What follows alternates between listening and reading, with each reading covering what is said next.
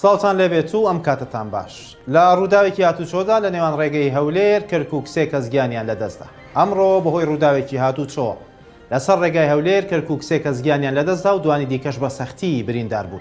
بە پێی وتەی پۆلیسی هاتوچۆی کەرکووک ڕووداوەکە لە نێوان ئۆتۆمبیلێکی جۆری هۆندای تەکسی و کیای سیراتۆ بوو و هۆکاری ڕووداوەکەش تێژڕەوی ئۆتۆمبیلێکیاکە بووە کە چووەتە سایدی بەرامبەر و خۆی کێشاوە بە ئۆتۆمبیلەکەی دیکەدا.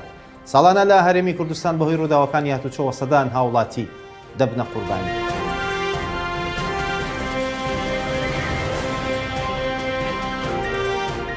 ئەمینداری گشتی یەکێتی جیهانی زانایانی موسڵمان ڕایگەیاند ئاساییکردنەوەی پەیوەندی لەگەڵ ئیسرائیل حرامە و خیانەتێکی گەورەیە.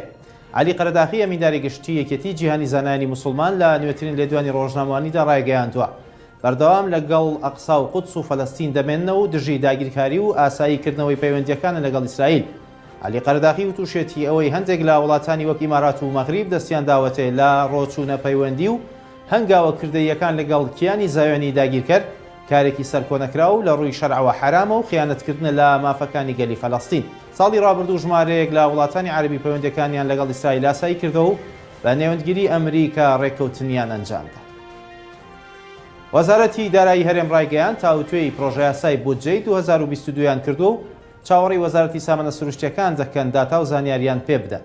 وەزارەتی دارایی بڵاوی کردەوە بە مەبەستی ئامادەکردنی پرۆژە یاسای بودجەی حکوومەتی هەرێمی کوردستان بۆ ساڵی 2022 لەگەڵ سەرجەم وەزارەت و دەستەکان گفتوگۆیان کردووە لەسەر بودجەی بەکارخستن بێجگە لە وەزارەتی سامانە سروشتیەکان کە داتای پێویستیان نەبوو.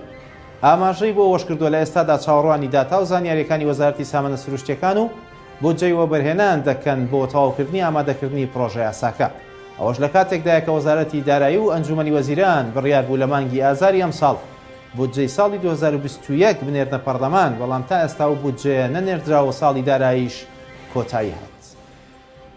فەرماندەی گشتی هێزەکانی سووریای دیموکرات ڕایگەیاند تەنیا ئەمریکا دەتوانێت کێشەی کورد لەگەڵ تورکیا چارەسەر بکات. لە میانی چاوپێککەوتنێکیدا لەگەڵ گۆڤاری زە ناشناڵ ئینتریست مەزلوم کۆبانەی فەرماندەی گشتی هەستە داماژی بۆ ئەوە کردووە تەنیا ئیدارەی جۆ بایدن دەتوانێت کێشەی کورد لەگەڵ تورکیا بە شێوازێکی ئاشتیانە چارەسەر بکات. فەرماندەکەی هەستە دەوتوشێتی ڕاگررتنی هێرشەکانی تورکیا بۆ سەر ڕۆژاوای کوردستان لە ژێرفشاری نێودەوڵەتیدا سەرەتاییترین ڕێگەیە.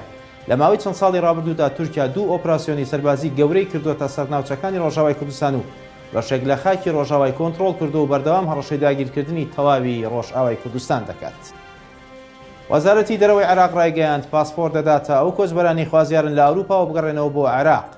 ئەحمەد سەحاف و تەبێژی وەزارەتی دەرەوەی عێراق ڕایگەیاند 120 پاسپۆرت دەدەن بەو هاوڵاتیانەی لە ئەوروپا دەژین، بەڵام خوازیاری گەڕانەوە و نیشتەجێبوونن لە عێراق. وەزارەتی دەرەوە ئاماژەی بۆ وەش کردووە چوارەمین گەشت لە بیلاڕوسیاوە ئەنجام درراوە کە نزیکەی 420 کۆچبەر گەڕانەوە بۆ عێراق. کێشەی کۆچبەرە عێراقیەکان لە سنوورەکانی بیلاڕوسیا و پۆڵەندا تا ئێستا بۆتە کێشەیەکی ئەوروپا و ئەڵمانیا و پۆڵەندا و ئۆکرانیا و چەندین وڵاتی دیکە دژی بەکارهێنانی کۆچبەرانن وەک پرسێکی سیاسی لەلایەن بیلاڕوسیاوە. خواتان لەگەڵ.